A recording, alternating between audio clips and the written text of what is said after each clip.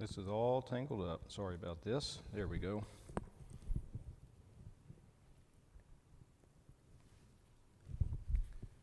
If you would, let's look at Exodus 12 and 13.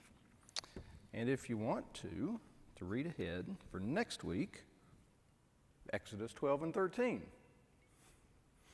This series has us spending a couple weeks in this section. And so where we have been with the plagues gets us to this point. And so today we're going to get Israel out of Egypt. Well, by the end of chapter 13, they'll be out. We'll spend time today and next week talking about Passover. The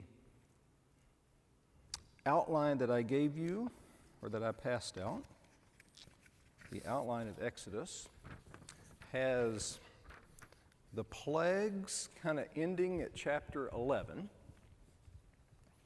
And then there's this section from Passover to praise, chapters basically 12 through 15. It's a pretty good-sized chunk of material here. That is in advance of a good-sized chunk of material where they're wandering around in the desert. So if you want to read ahead the next, 4 or 5 chapters or so to get to chapter 17, 18, that's going to take care of the next few weeks. I don't want to get too far ahead, but where we are today is a pretty significant juncture in the storyline. We've spent several chapters trying to get out of Egypt. We already know it's coming, but it's been a while to get there. Okay, so I don't want to get too far ahead, but the next thing to look for is the giving of the law. On this outline here, around chapter 20, which is Exodus 20, that reference may ring a bell to you if you're trying to remember. That's where the Ten Commandments are. That's the next major kind of thing on the horizon for Israel, not just in the storyline, but doctrinally, theologically. What's next, what's a major goal of this narrative is to get us to the giving of the law. The Exodus is the immediate next kind of milepost in the narrative or in the storyline. So if you want to read ahead, 4, 5, 6 chapters or so, up through 15, 16, if you want to read all the way to chapter 19, that'd be fine too. Next week, we'll still stay in chapters 12 and 13. So let's look at chapter 12.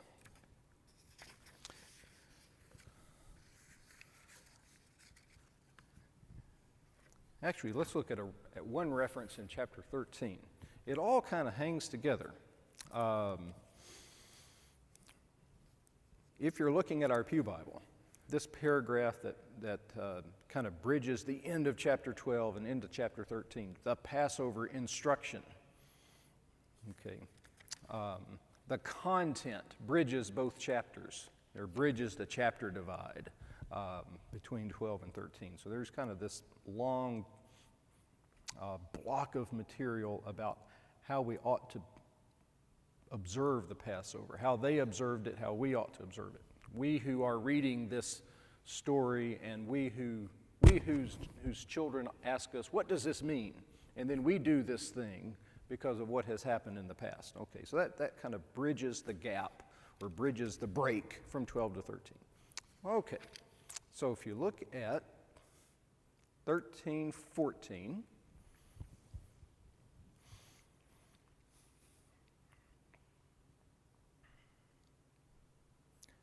this strikes at a keynote, a recurring theme that I've tried to draw out as we've moved through Exodus. That is, narrative describes the sequence of events. It declares the sequence of, it shows us what happened. It also interprets the meaning of those events. What do these things mean? So when we read biblical narrative, we'll want to pay attention to who does what when, the characters. Again, to use an image or a metaphor, if you're looking at a play, you're watching a play, you can see the characters on stage and you hear the dialogue and you see the sets and the scenery and the costumes and you see what happens. But when the narrator's voice comes kind of in and you don't see the character on stage but you hear the voice, the narrator's voice fills in a gap for you or explains something or shows you or reveals what this means. Then our ears should perk up as that is a clue into, well, one, it's a clue beyond just the action on stage. I mean, we can see the action on stage, but we also understand the importance of it and the meaning of it and the significance of it. It's also perhaps a helpful clue for why the book was written or why the play is put on. In other words, why am I here? Why are we watching this? Because this is what it means. This is the importance of it. Okay?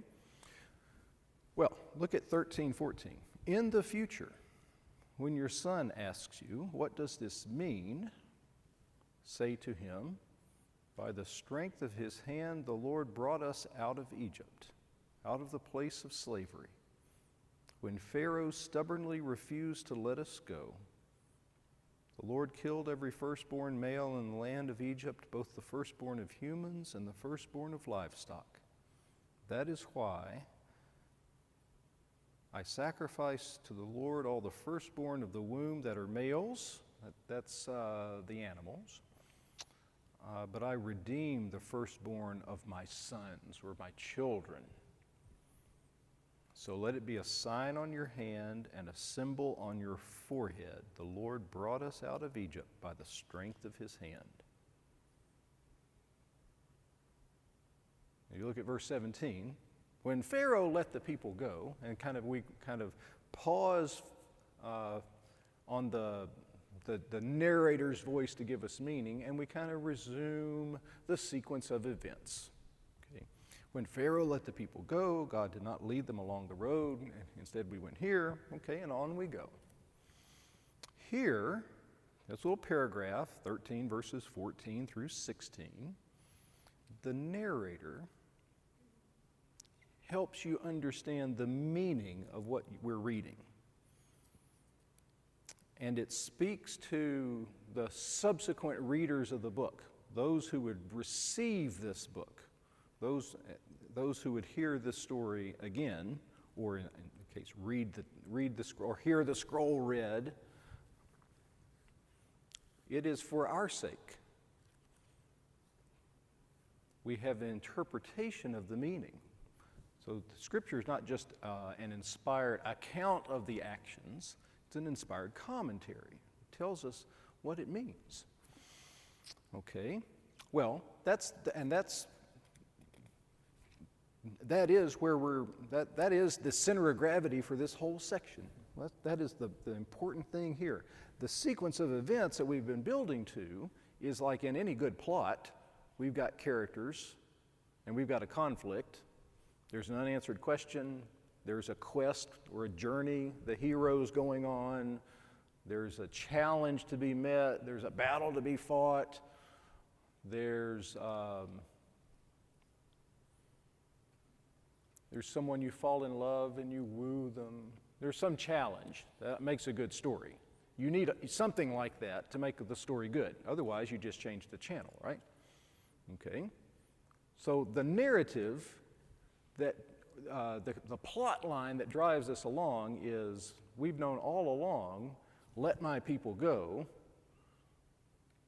No. Yes. No. Okay.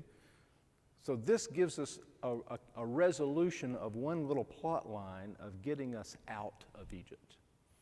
So at one level, what this does is this completes an open-ended question. We know the answer to it, but in another sense, we don't know the answer to it, because again, you read the Bible stories to your kids, and they say, keep reading, I want to know what happens next. So all along the first 10, 12 chapters, it's keep reading, I want to know what happens next. Last week it was a series of plagues. Will Pharaoh relent? Will he not? Maybe, maybe not. Sometimes yes, almost yes, but no at the end. We've known all along this Pharaoh knows not Joseph.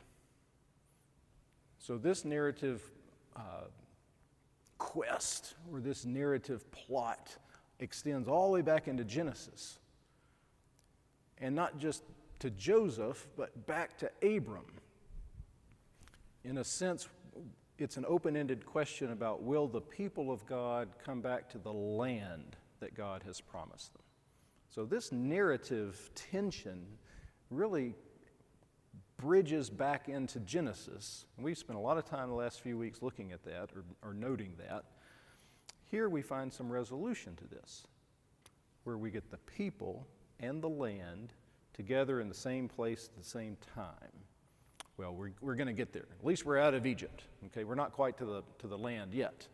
And if you know the story, all right, you all know the story. We'll spend some time to get there. That's its own problem. Okay, but that's for next time. Right now, we're coming out of Egypt. Okay. Look at 12, verse 31. This is a tipping point in this story, in this plot, in the conflict between the characters that we don't quite know what the resolution will be. We finally get to that resolution at 12, verse 31. In the night, in the awful night, when these firstborn die, Pharaoh summons Moses. We have this Pharaoh who defies. Again, we've already read the story. We already know Yahweh,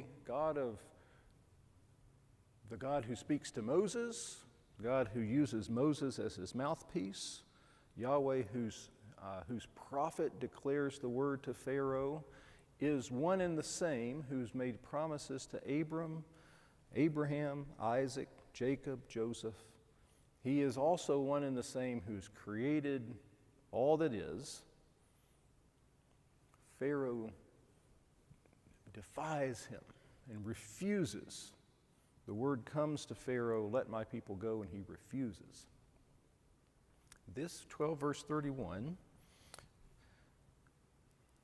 in the middle of that night, he summons Moses and Aaron, and he says, get out immediately. There's no hedging, there's no changing his mind. Get out immediately, both you and the Israelites, and go worship the Lord as you have said. Take your flocks, your herds, go.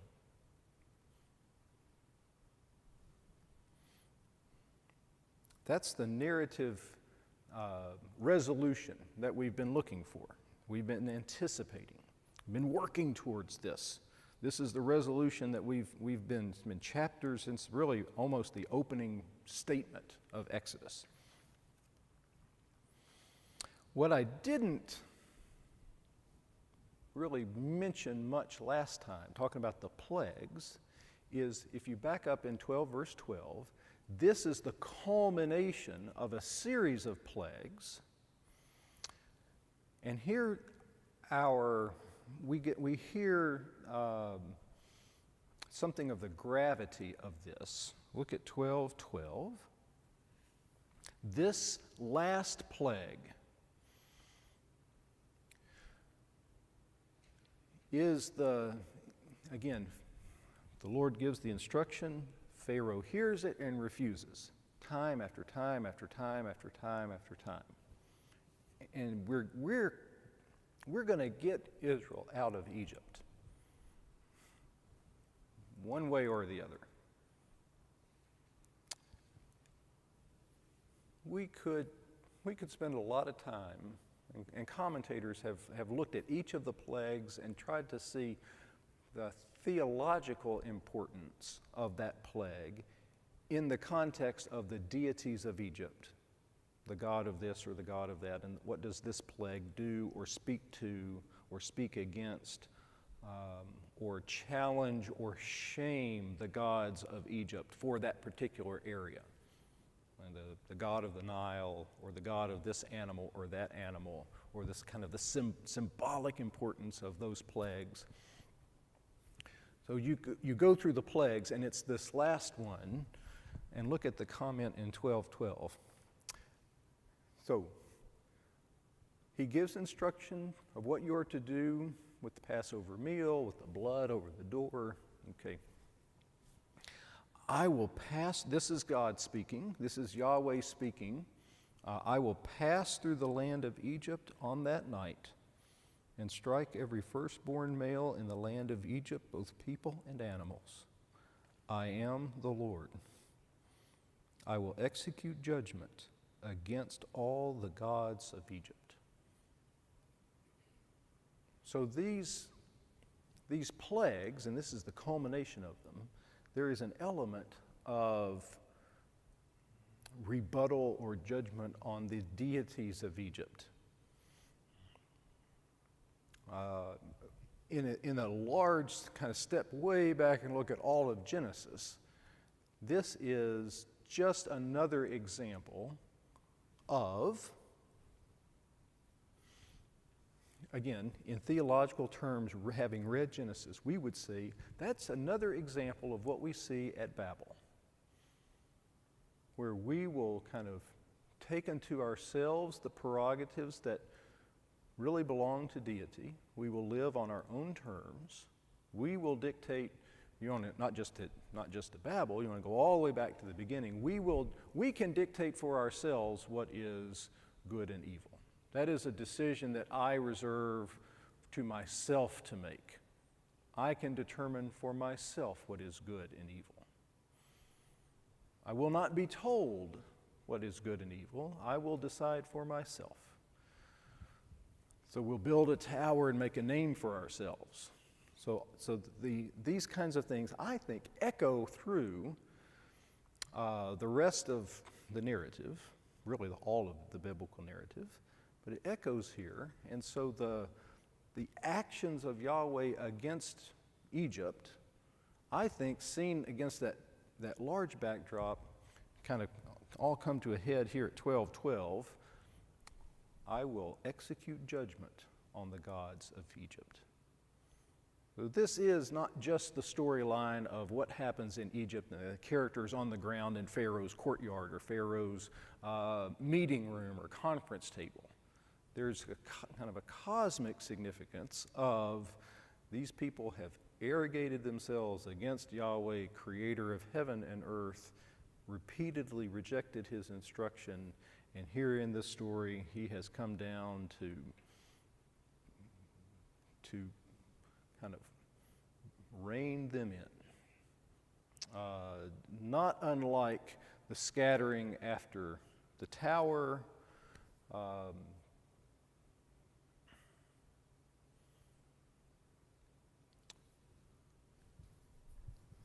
Well, a lot to do, 9:32. Okay. Another thread that's all the way through Genesis is God's relentless desire to bless his creation. And so if all we saw was the judgment of God against rebellion, that would not be the whole story of what we see in Genesis and Exodus. from the beginning, we see his creation rebels. We will determine for ourselves what is good and evil. I will not be told what is good and evil. I will determine it for myself. We will make a name for ourselves. Okay. Noah and the flood, all of those stories, that is a facet of the story. Also, a facet of the storyline is God's relentless desire to make that right. And so if humanity rebels, I think we should ask, rebel against what? Okay. Well, and then what does God do to pursue his creatures, even in their rebellion? There's the promise to Abram to bless all people. So again, in the courtroom or in the conference room or in the palace or in the court of Pharaoh, there's the man, let my people go. No, yes, no. Okay, yes, the characters on stage do that. But that struggle to let my people go, to bring them out, again, step back, is a facet of a larger story of what God wants to do to bless all people. It is, let my people go, that my people will be in the land that I have chosen for them, that they would bless all people, and that I would then bless all people through them. That as the community that reflects my intent, that they would hear what instruction is, Torah or law, and they would embody what I intend. They would then draw all peoples. Again, the backdrop of Abram is all of the people of Genesis 11, all these people, all these tribes. We're going to focus on one man. We will promise to the one man to bless all people, that community would reach out to all the nations to declare the glory of Yahweh, creator of heaven and earth, and to bring them into covenant relationship with him. So it was a community of definition. One of the very kind of embedded intentions for their existence is to be a community that reaches out and brings people in. So the judgment against Pharaoh is a repeated theme from earlier in the story, but it is also kind of a result of humanity's rebellion against what God has always tried to do. Oh, that's a mouthful. All that to say, I think that is essential if we want to understand the Passover. Why would I say that? Well, the Passover is an annual, not to trivialize, it's an annual thing we do, but it has meaning. And that's why I wanted to begin with 13:14 just a second ago, because in successive generations, when the children show up and say, why do we do this? It is because of what God has done for us. That is why we do this. The reason we do this is because of who God is and what he has done. And that then begs the question, what sort of people ought we to be, we Israelites, we people of this covenant?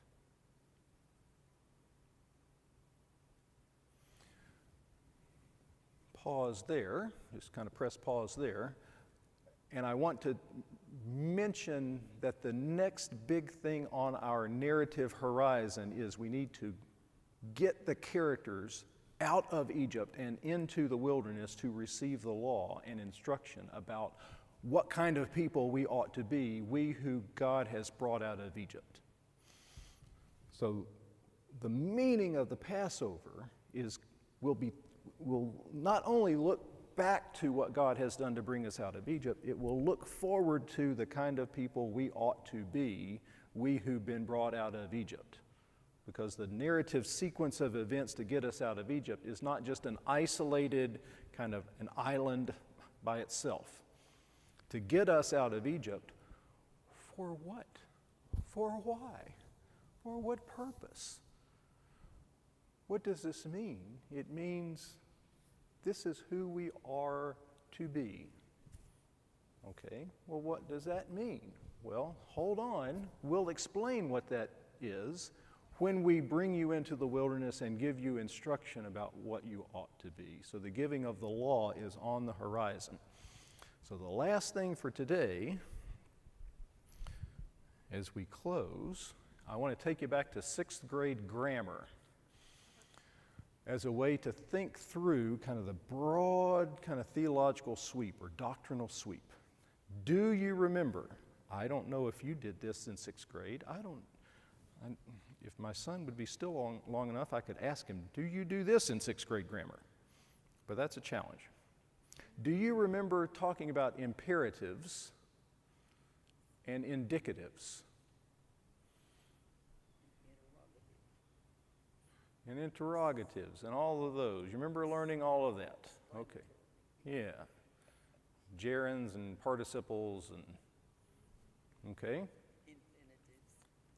So, think of two elements of 6th grade grammar, the imperative and the indicative. Okay? And if you say, I don't know, remember what that is. Okay. Imperative is an instruction to go do something. Okay? Go do this thing. You give someone an instruction, go do this thing. A command, an order. Okay? Indicative is to just indicate something. The room is chilly, the lights are bright, the pews are blue. Okay, we just indicate something. Okay? What is coming down the line is the law, or the imperative, the instruction, the command, the order. But it does not come before the Exodus. It comes after the Exodus.